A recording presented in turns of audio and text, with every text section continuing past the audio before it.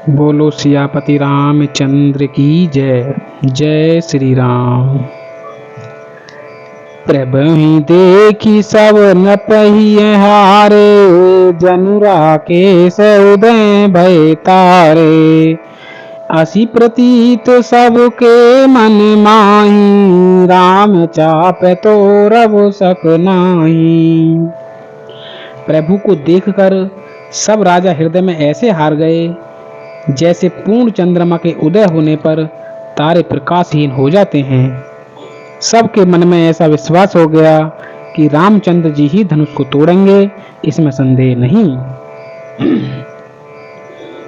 बिनु भंजेहु भव धनुष विशाला, मेल ही सिय राम उर्माला। अस विचारी गवनेहु घर भाई, जसु प्रताप बलु तेजु गवाई। इधर उनके रूप को देखकर सबके मन में यह निश्चय हो गया कि शिव जी के विशाल धनुष को जो संभव है न टूट सके, बिना तोड़े भी सीता जी श्री रामचंद्र जी के ही गले में जयमाल डालेंगी, अर्थात दोनों तरह से ही हमारी हार होगी और विजय श्री रामचंद्र जी के हाथ रहेगी। ये सोचकर वे कहने लगे कि हे भाई, ऐसा विचार कर यश प्रताप बल और तेज गंवाकर अपने अपने घर चलो।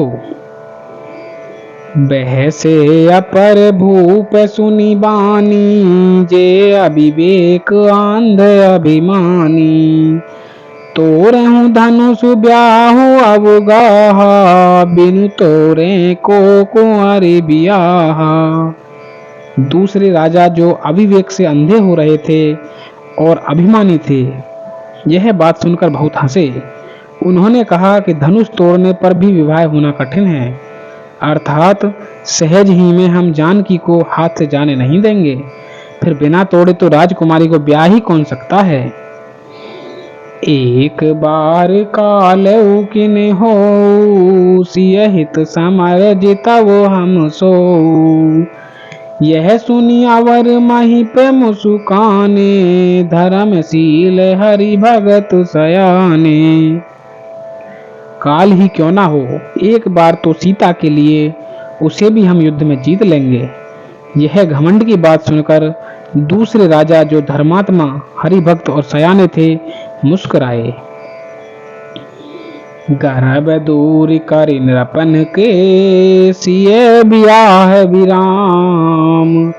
दशरथ के रन बांकुरे, जीति कुशक संग्राम। सियापति राम जय जय राम, मेरे प्रभु राम सीता राम।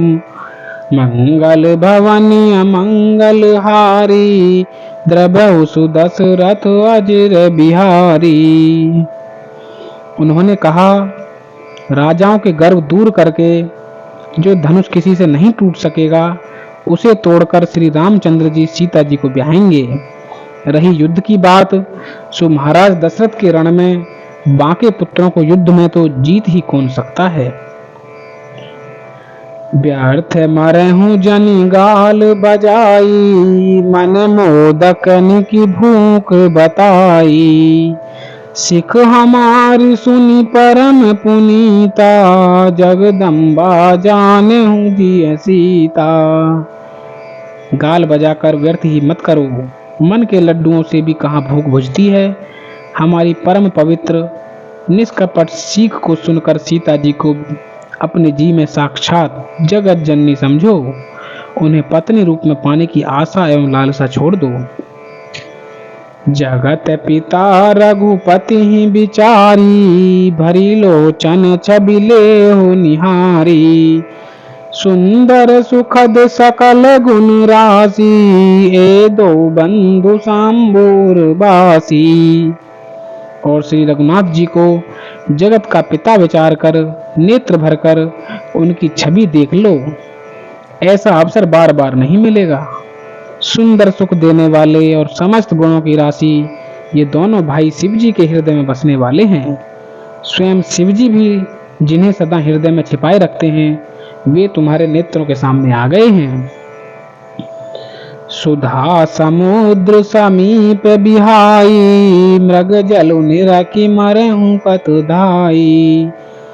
करहूँ जाई जा कहूँ जोई भावा, हम तो आजु जन्म फलु पावा। समीप आए हुए भगवत दर्शन रूप अमृत के समुद्र को छोड़कर तुम जगत जननी जानकी को पत्नी रूप में पाने की दुरासा रूप मिथ्या मृग जल को देखकर दौड़कर क्यों मरते हो? फिर भाई जिसका जो अच्छा लगे वही जाकर करो। हमने तो श्री रामचंद्र जी के दर्शन करके आज जन्म लेने का फल पा लिया, जीवन और जन्म को सफल कर लिया।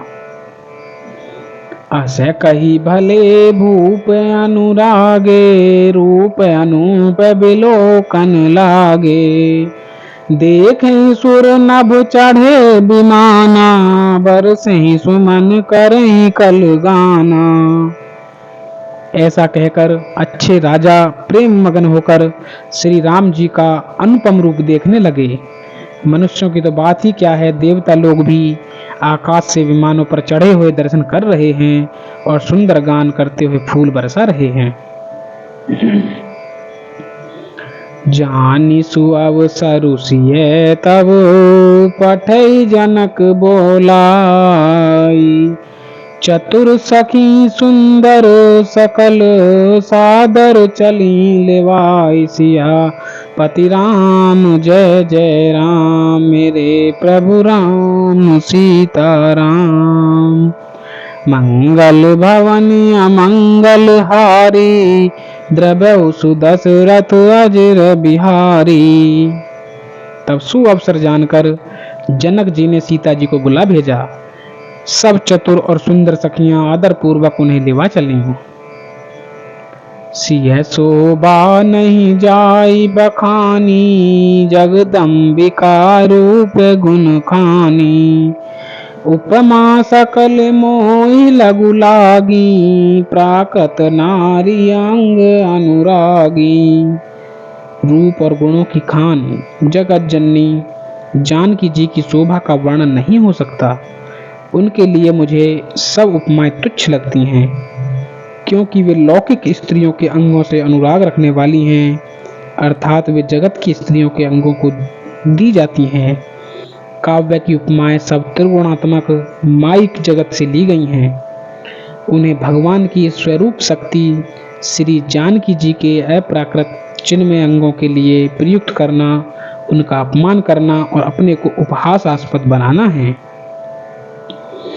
सिय बरनीय ते उपमा देई, कुकबि कहाई अजसु को लेई। जो पट तरियती समसिया, जग असि जुवती कहाँ कमनिया। सीता जी के वर्णन में उन्हीं उपमाओं को देकर कौन कुकवि कहलाए और अपयश का भागी बने, अर्थात सीता जी के लिए उन उपमाओं का प्रयोग करना सुकवि के पद से मुक्त होना और अपकीर्ति मोल लेना है। कोई भी सुकवि ऐसी नादानी एवं अनुचित कार्य नहीं करेगा। यदि किसी स्त्री के साथ सीता जी की तुलना की जाए तो जगत में ऐसी सुंदर युवती है कि कहाँ जिसकी उपमा उन्हें दी जाए। गिरा मुखर तन अधर भवानी, रति अति दुखित अतनु पति जानी। विषुबारुनि बंधु प्रिय जेहि, कहिए रमा सम किमि बेदेहि। पृथ्वी की स्त्रियों की तो बात ही क्या, देवताओं की स्त्रियों को भी यदि देखा जाए तो हमारी अपेक्षा कहीं अधिक दिव्य और सुंदर हैं। तो उनमें सरस्वती तो बहुत बोलने वाली हैं, पार्वती अर्धांगिनी है, अर्थात अर्ध नारीश्वर के रूप में उनका आधा ही अंग स्त्री का है, शेष आधांग पुरुष शिव जी का है। कामदेव की स्त्री रति पति को बिना शरीर का जानकर बहुत दुखी रहती है, और जिनके विष और मध्य जैसे प्रिय भाई हैं उन्हें लक्ष्मी के समान तो जानकी जी को कहा ही कैसे जाए। जो छवि सुधा पयो निधि होई, परम रूप में कच्छपु सोई।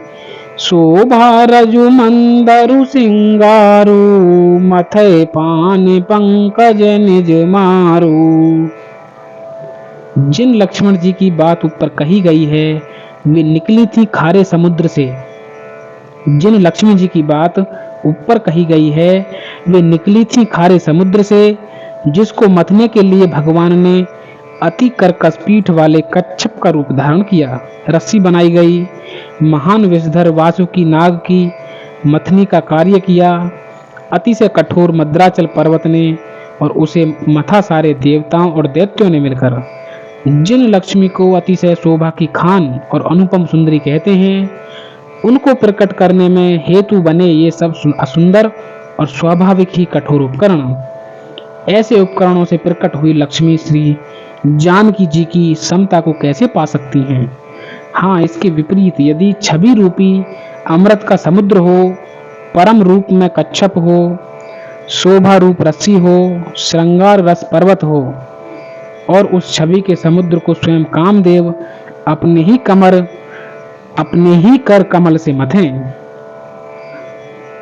एहि विधि उपजे लक्ष्य जब सुंदरता सुख मूल, तदपि सकोच समेत कभी कहीं सिय समतूल। सियापति राम जय जय राम, मेरे प्रभु राम सीताराम।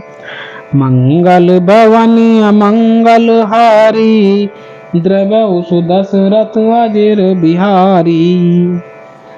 इस प्रकार का संयोग होने से जब सुंदरता और सुख की मूल लक्ष्मी उत्पन्न हो, तो भी कभी लोग उसे बहुत संकोच के साथ सीता जी के समान कहेंगे। जिस सुंदरता के समुद्र को कामदेव मथेगा, वह सुंदरता भी प्राकृत लौकिक सुंदरता ही होगी, क्योंकि कामदेव स्वयं भी त्रिगुणमयी प्रकृति का ही विकार है।